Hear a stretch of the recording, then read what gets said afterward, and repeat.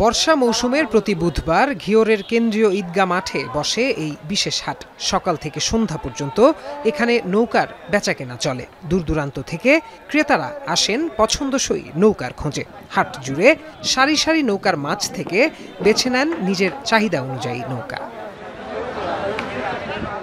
এই হাটে ডিঙি কোষা সহ পাওয়া যায় নানা ধরনের নৌকা। তবে ডিঙি নৌকার বিক্রি সবচেয়ে বেশি।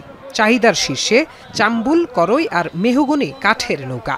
আকার, কাঠ ও কারিগরি দক্ষতার উপর ভিত্তি করে প্রতি নৌকার দাম পড়ে 4 থেকে 8 হাজার টাকা পর্যন্ত। তবে নৌকার বাড়তি দাম নিয়ে অভিযোগ রয়েছে ক্রেতাদের। নৌকার এবার একটু দাম বাড়তে লাগে। যাই হোক, হাট ভরে ঘুরলাম, ঘুরে 11 হাত নৌকা আমি 4,500 টাকা দিয়ে কিনছি আর কি।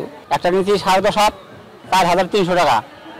একটা কিনছি 11 হাত, তাহলে 4,600 টাকা।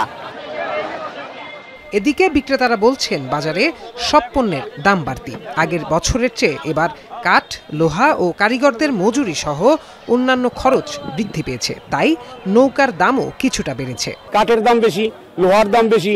মিস্ত্রি আগে ছিল 350 টাকা, এখন একটা মিস্ত্রির রেট হচ্ছে 800 টাকা।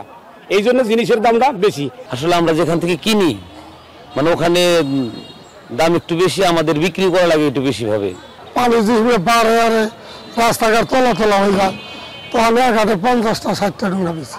আগে বেচতাম 700, 800, 1000, এখন বেশি 7000, 8000।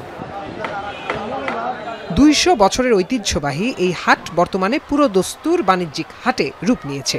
পানি বাড়লেই বাড়ে এই হাটের বেচাকেনা। প্রতি হাটে বিক্রি হয় 4 থেকে 5 লাখ টাকার নৌকা। সকাল থেকে সন্ধ্যা পর্যন্ত নৌকা বিক্রি হয়। পানি যত বাড়ে নদীতে, নৌকা তত বাড়ে।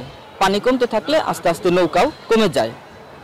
তো প্রায় বড় মৌসুমে 400-500 নৌকা উঠে, এর ভিতরে 200 নৌকা অলরেডি বিক্রি হয়ে যায়। ঐতিহ্য আর প্রয়োজনের মিশেলে ঘিওরের এই ডিঙি নৌকার হাট এখন গ্রামীণ অর্থনীতির এক গুরুত্বপূর্ণ কেন্দ্রবিন্দু, যেখানে কর্মসংস্থান হয় মানিকগঞ্জ সহ আশপাশের 1/2 শতাধিক ব্যবসায়ী ও কারিগরের। নদীর পানি বাড়লে বেচাকেনার অঙ্ক দাঁড়ায় দ্বিগুণে। এখন মানিকগঞ্জ।